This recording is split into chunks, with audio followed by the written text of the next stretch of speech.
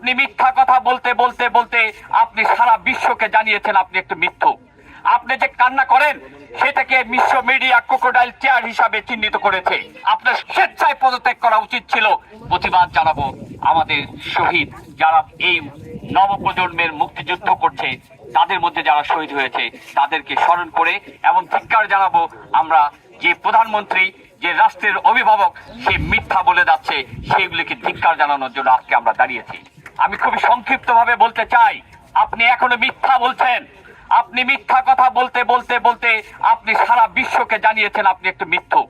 আপনি যে কান্না করেন সেটাকে বিশ্ব মিডিয়া ক্রোকোডাইল টিয়ার হিসাবে চিহ্নিত করেছে। সঙ্গত কারণে আমরা বলতে চাই, আপনি এখন উল্টে দিয়েছেন আপনার বয়ান। এখন আপনি বলেন আপনার মেট্রো রেলের চেয়ে জীবন নাকি আপনার কাছে মূল্যবান, অনেক মূল্যবান প্রাণ ঝরে গিয়েছে। অথচ ধিক্কার জানাতে চাই, আপনি এখনো শহীদদের লিস্ট করতে পারেননি, আপনি তাদের তালিকা করে এখনো জাতির সামনে প্রকাশ করতে পারেননি। আপনার লজ্জা থাকা উচিত। ক্রমাগত ভাবে ইন্টারন্যাশনাল মিডিয়া আপনাকে যেভাবে বলছে আপনি কিন্তু বুঝছেন না। আমরা বক্তব্য সংক্ষিপ্ত করতে চাই, একটা কথাই বলতে চাই, আমরা এখন আর ছাত্র নই। আমরা আমাদের ছাত্ররা আমাদেরকে যে পথ দেখিয়ে দিয়েছে সেই পথে আমরা হাঁটবো।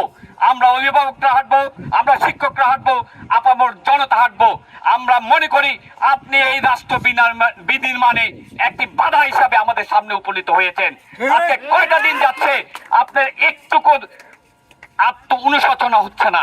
সঙ্গত কারণে আমরা মনে করি আপনি বিদায় ছাড়া এই দেশ আর শান্তি পাবে না। সঙ্গত কারণে আমরা আপনাকে বিদায় করে ছাড়বো যতক্ষণ পর্যন্ত আপনার হুঁশ হবে না। আপনার স্বেচ্ছায় পদত্যাগ করা উচিত ছিল, আপনি দায়ভার নিচ্ছেন না। সঙ্গত কারণে আমরা বসে থাকবো না।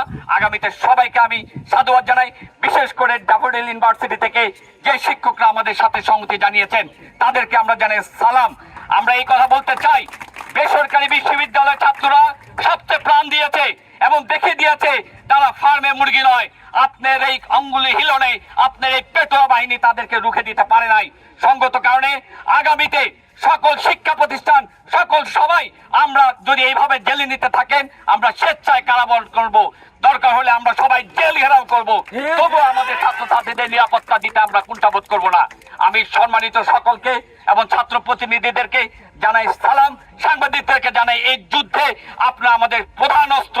আপনাদের মিডিয়ার মাধ্যমে সারা বাংলাদেশকে, সারা পৃথিবীকে জানিয়ে দেন বাংলাদেশে জেনোসাইড হচ্ছে, বাংলাদেশে গণহত্যা হয়েছে, এবং আগামীতে এই সরকার যতক্ষণ পর্যন্ত যাচ্ছে না এইটার দাগ মুছবে না। ধন্যবাদ সবাইকে।